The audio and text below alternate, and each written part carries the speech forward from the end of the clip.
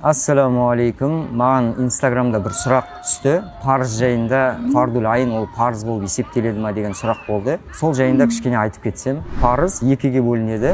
Фардул айын, фардул кифая болып. Фардул айын деген ол яғни мұсылман адамның жеке істейтін міндеттері. Мысалы, 5 уақыт намаз, ораза ұстау. Ол яғни әрбір мұсылман адам, мукаллаф мұсылман адам жеке істеу керек болған парыз. Яғни жеке сенің парызың. Енді екінші түрі фардул кифая.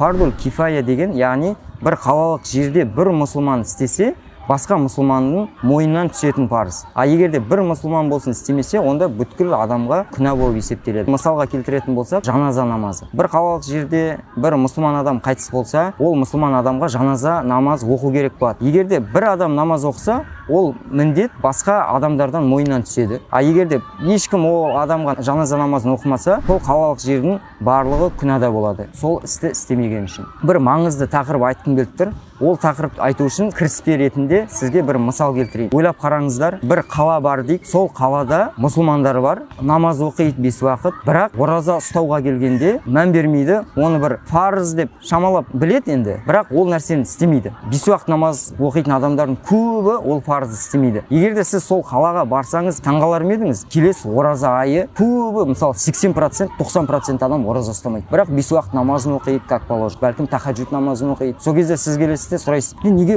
ораза ұстамайсың деген сияқты. Негізі ұстау керек еді, бірақ әлсізбіз ғой деген сияқты жауап береді де болды. Қарап тұрсаңыз таңғаларлық нәрсе де, мен сіздерге айтсам, сондай бір қалалар бар, дәл осылай парызды тастап жатыр, дәл осылай немқұрайлық қарап жатыр деп айтсам, сіздер таңғалар ма едіңіздер? Ондай қала мысалы біздің елімізде болсын, бәлкім Турцияда, көп жерде ондай нәрсе бар. Ол қандай? Ол білім алу деген парызды мұсылман адам тастап жатыр. Пайғамбар саллаллаху алейхи уассалам өзінің хадисінде айтады: талабул илми фаридатун аля кулли муслим. Білім талап ету барлық мұсылманға парыз дейді. Яғни бұл жерде пайғамбар саллаллаху алейхи уассалам қандай білімді парыз деп айтып жатыр. Жаңағы фардул айын, фардул кифая деп айтып кеттік қой. Білімде де фардул айын, фардул кифая деп бөлінеді. Яғни сондай білімдер бар, жеке адамға ол білімді үйрену міндет болған. Фардул кифая деген бар, оны жалпы бір қалада сол білімді бір адам меңгерген болса, басқа мұсылман адамдарға ол мойнынан түседі.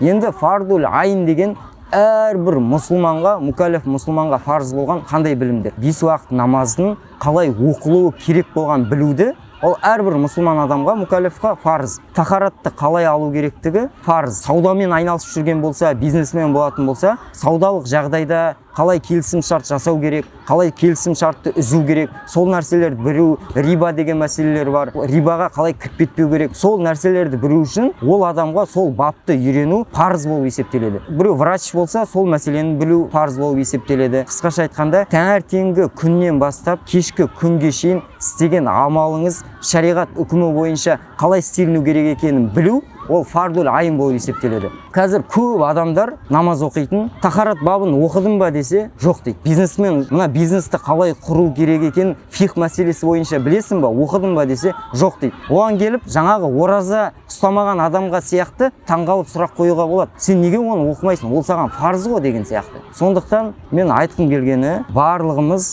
білім алу деген ол медресеге барып оқу деген сөз емес тек қана. Білім алу деген қазір интернетте көп ақпараттар бар. Білім алу жеңіл. Барлық мұсылмандарға айтар насихатым, өздерінің шамаларын келгенше намазды қалай оқу керек, дәрет қалай алу керек, бизнесмен болсаңыздар, бизнесті қалай құру керек, сол жайында білім, ақпарат, фихтан сабақ алсаңыздар деп тілеймін.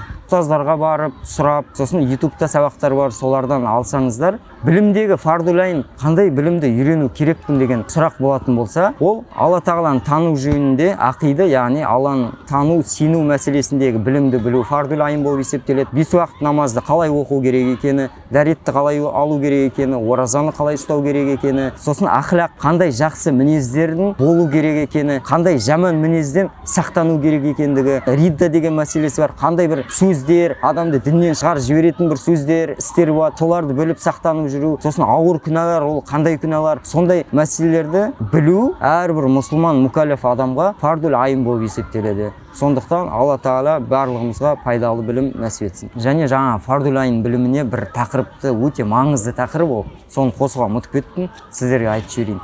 үйленіп жатқан немесе үйленейін деп жатқан адамға, тұрмыс құрайын деп жатқан адамға фардул айын болады, ол никах бабын білу. Қай кезде тұрмыстық қарым-қатынаста қалай болу керек, талақ деген мәселе бар, ажырасып кету деген бір сөздер бар. Соларды сақтану үшін, білместіктен ажырасып кетпеу үшін никах бабын үйрену үйленген адамға парыз болады.